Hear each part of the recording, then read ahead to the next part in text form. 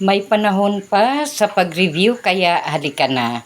Ito ay tungkol sa sentence correction. Ano yan? May sentence tayo sa letter A. Many family names in Manila that are adapted from. Inside the parenthesis yan ang iti-check natin.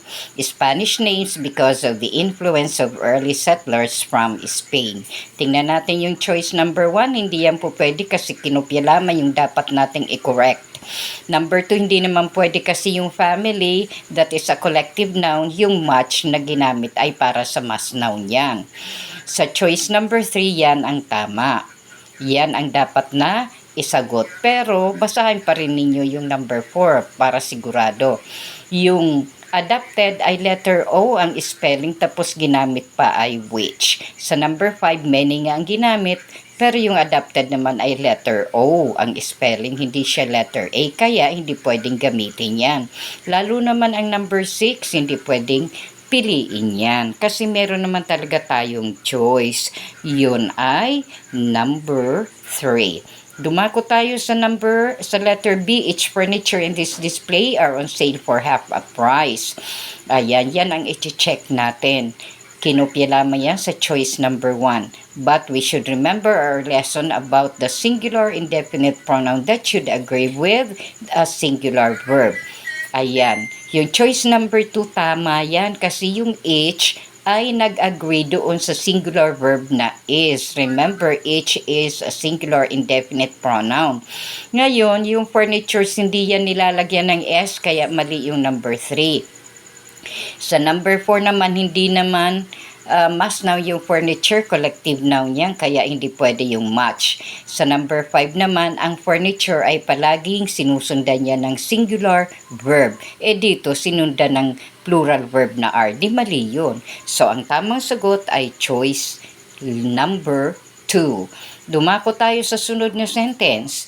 The teacher subject gave past form of the verb, siyang verb, tapos ang i-check natin ay because it was better than his classmates. We should remember our degree of comparisons.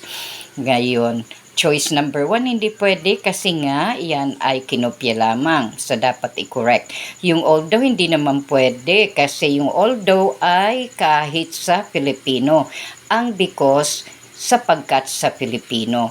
Kaya ang tamang sagot ay number 3 kasi yung since ay synonym ng because. Tapos yung those ay tama kasi yung classmates ay plural. Hindi katulad ng number 4 that ang ginamit mali kasi classmates ay plural. Sa number 5 lalo namang mali kasi best ang ginamit, superlative degree. Samantalang gumamit ng than, dapat best among those of his classmates. Hindi dapat best than. Better than ang dapat. So, dumako tayo sa letter D. Numerous zoos abroad, plural subject. Tapos ang i-correct natin ay yung nasa inside the parenthesis. Kinopya lamang yan sa choice number 1. Kaya hindi yun ang isasagot natin. Sa number 2, hindi rin ang tamang sagot kasi has become, hindi siya nag-agree doon sa plural subject. Dapat have become.